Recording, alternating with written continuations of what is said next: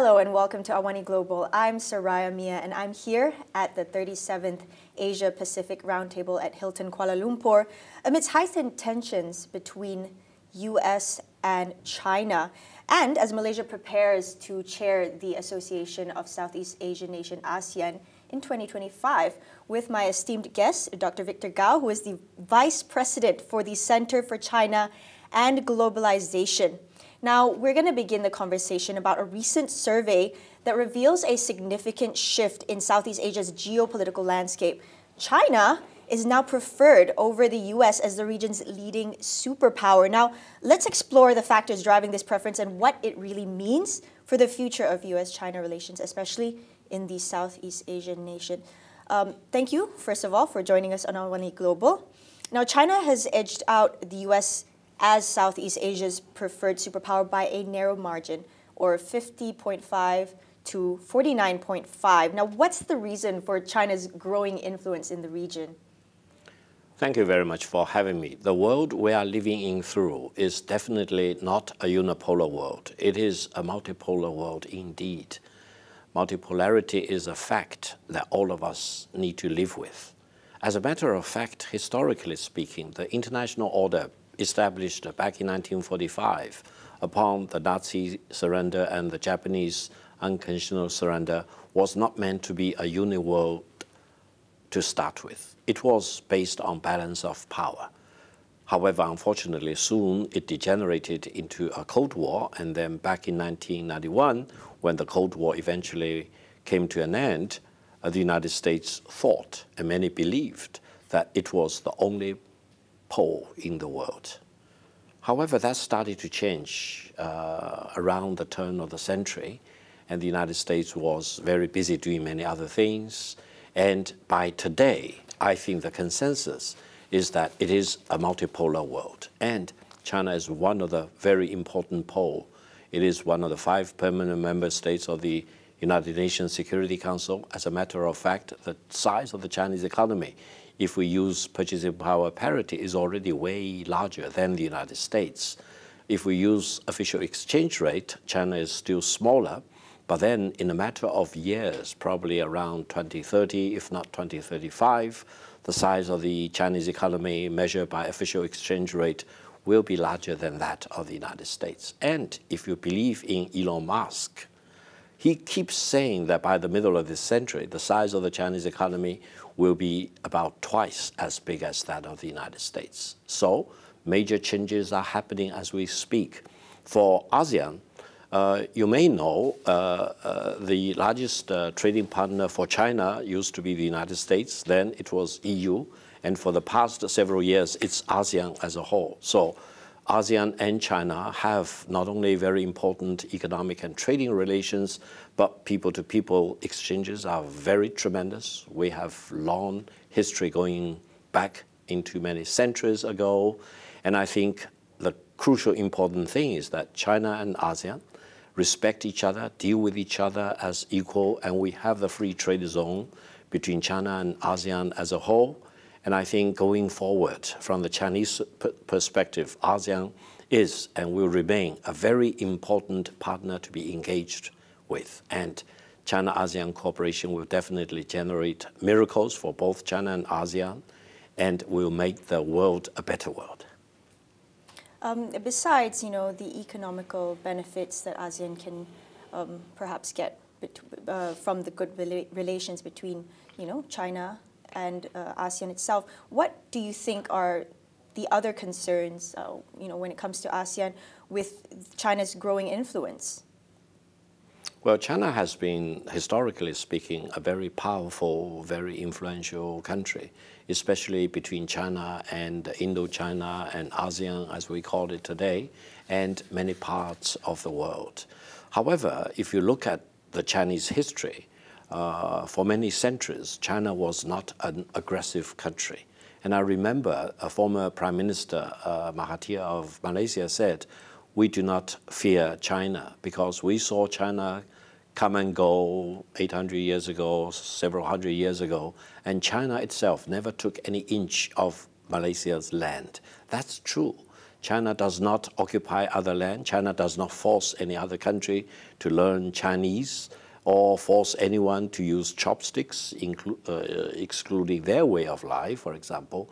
That means China has the tradition of dealing with other countries, other parts of the world, on equal terms, learn from each other, rather than imposing my way of life onto the other party. And I think this will continue going forward. So people-to-people exchanges will remain very important. And now China has many cutting-edge technologies. We want to share this with ASEAN people, including, for example, electric vehicle technologies, battery technologies, AI technologies of all kinds.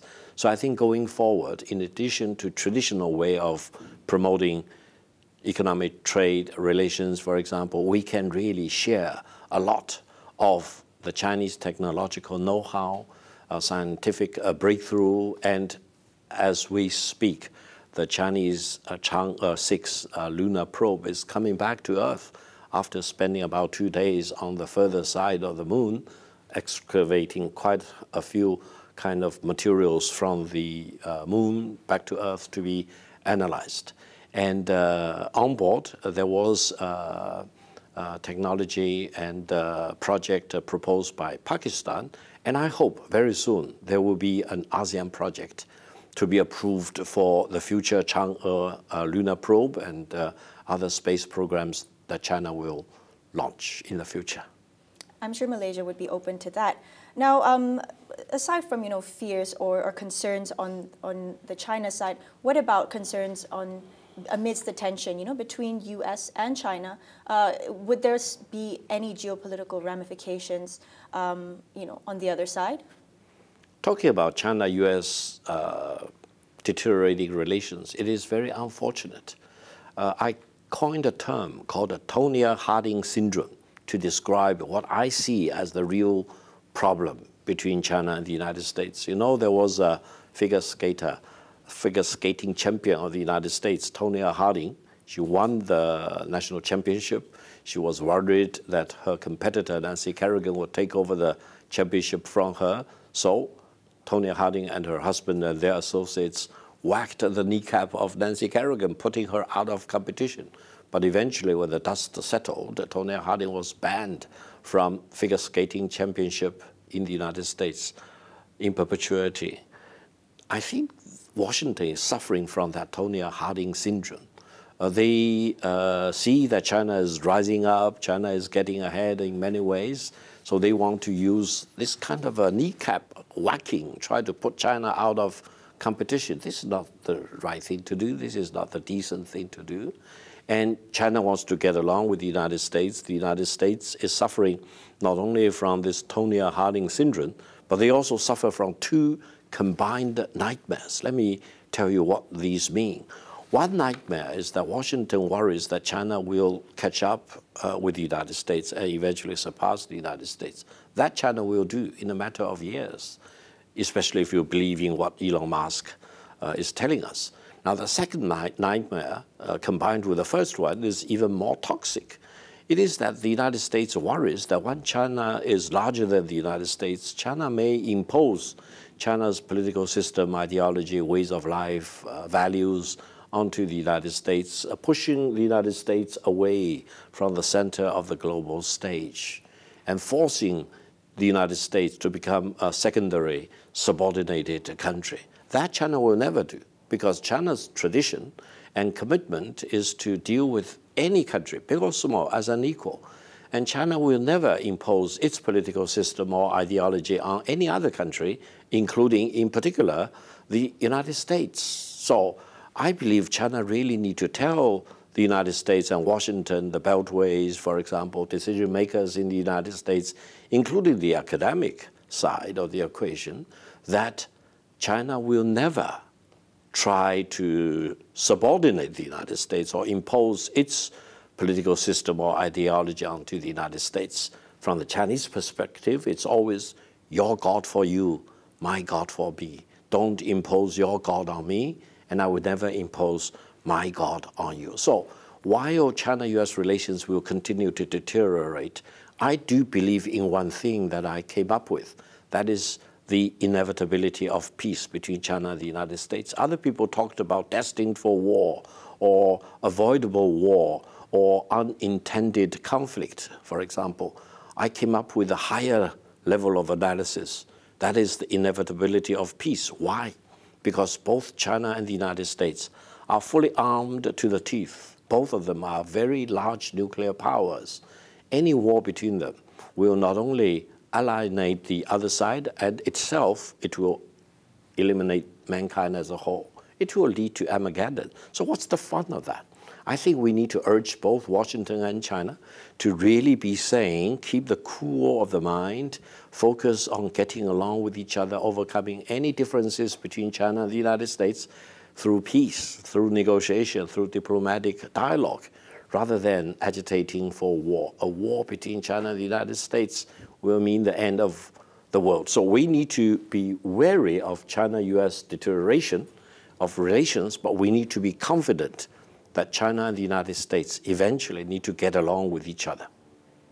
Yep, I do like that point. However, we've been seeing many dialogue, between the U.S. and China recently at the Shangri-La dialogue in Singapore.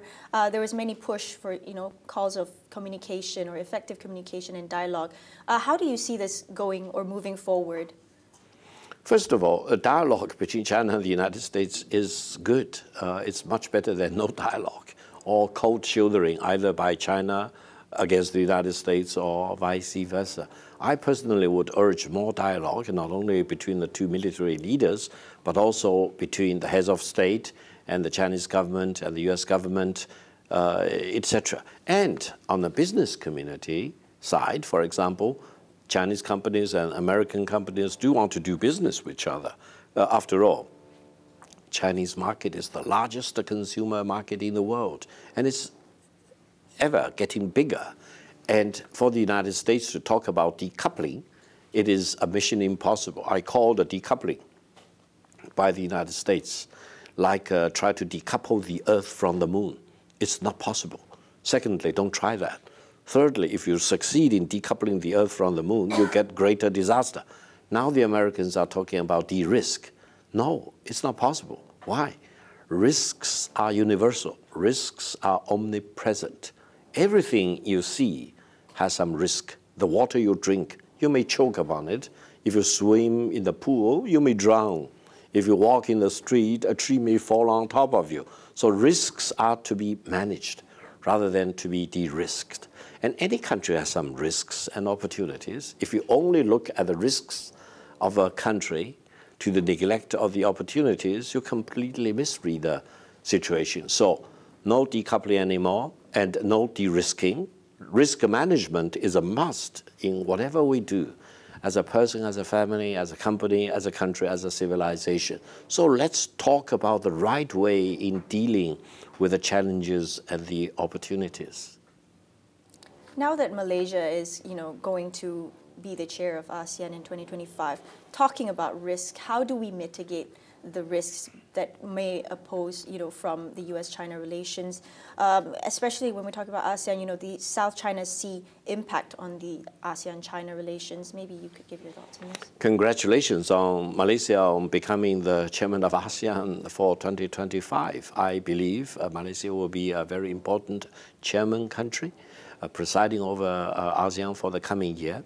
Between China and ASEAN, as I mentioned, we really fully respect ASEAN as an organization, and the ASEAN centrality is a very important feature and the megatrend in the world of today.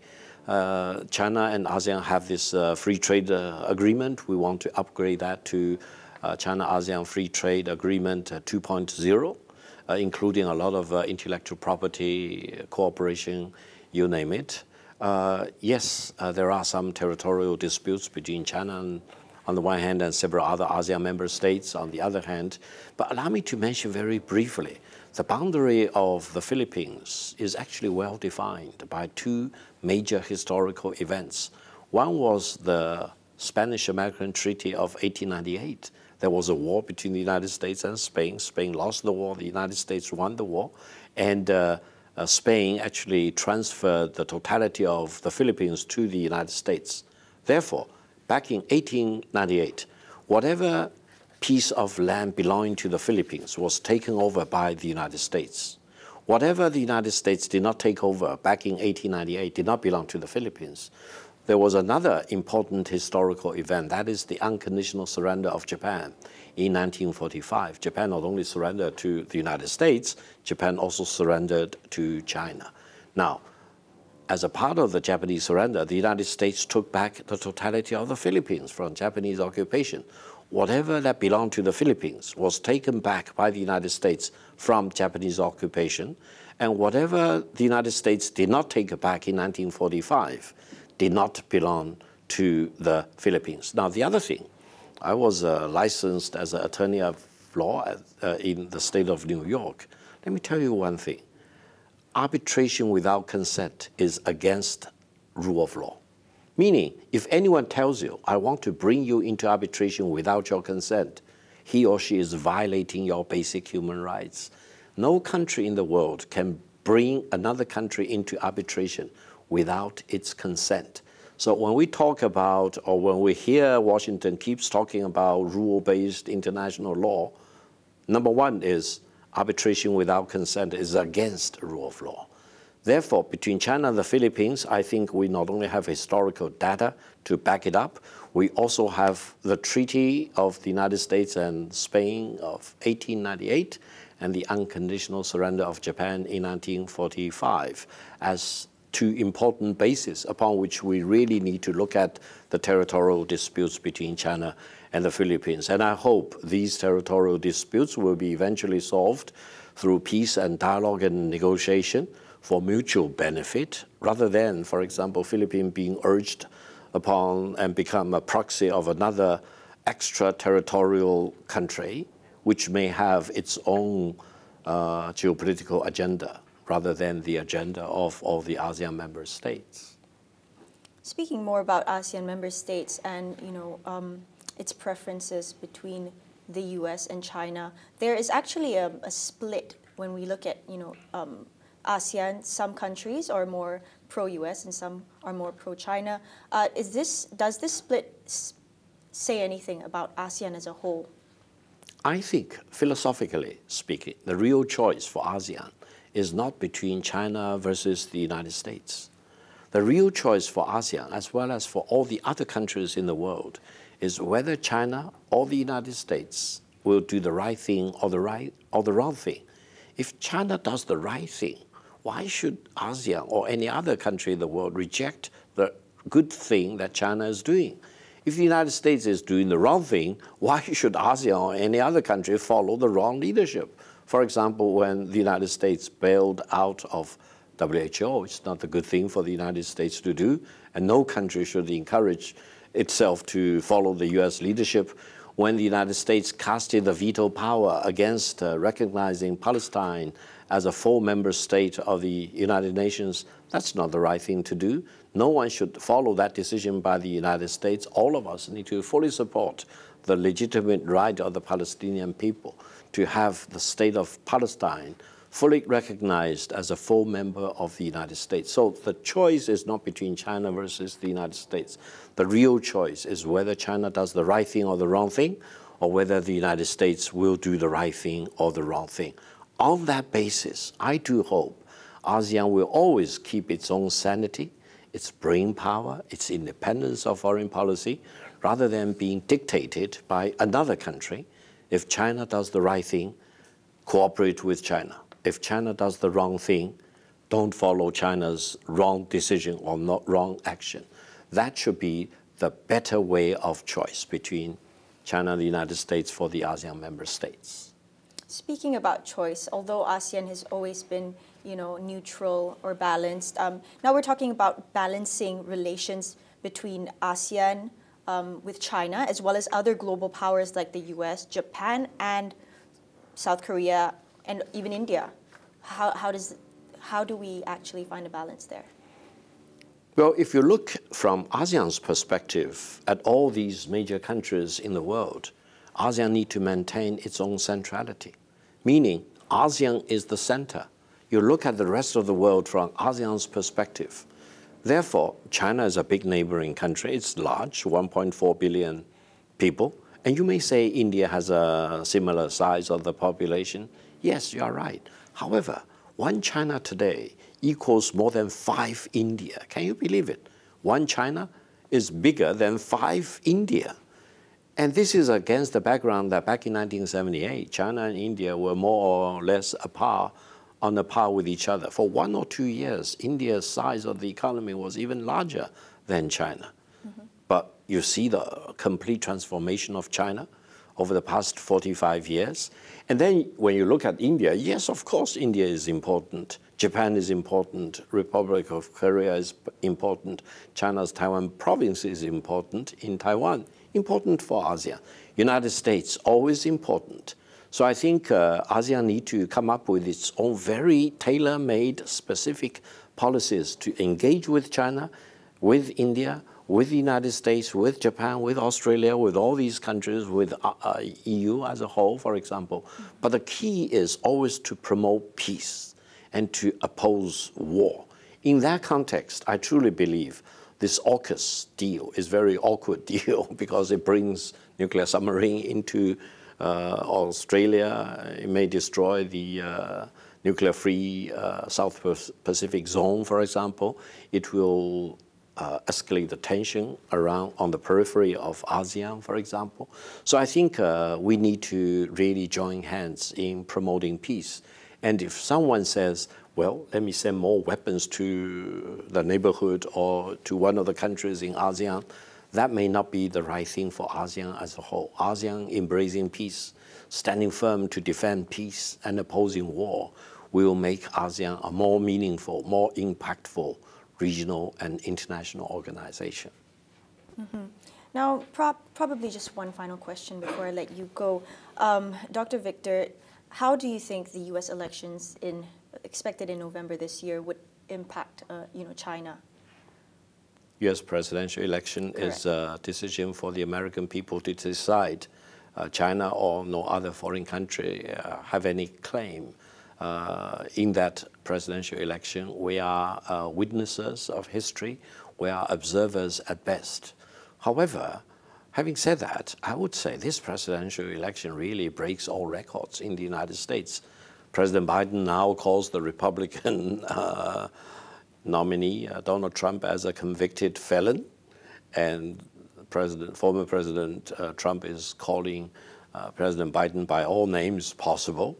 And I never have seen the US presidential election degenerating to such low depth. Some people even say, if you judge the quality and the intensity of the politics in the United States is on the way to become a banana republic. Whether that's true or not, I'm not going to comment. But it's scary.